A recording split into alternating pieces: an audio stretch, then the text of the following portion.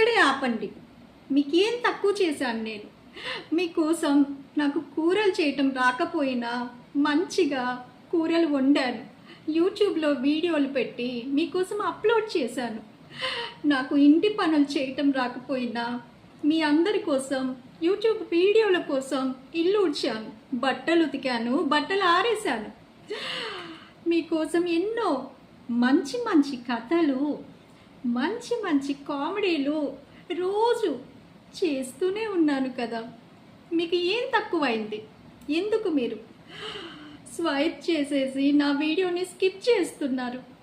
ఎందుకు లైక్ చేయట్లేదు, సబ్స్క్రైబ్ చేయట్లేదు, షేర్ చేయట్లేదు?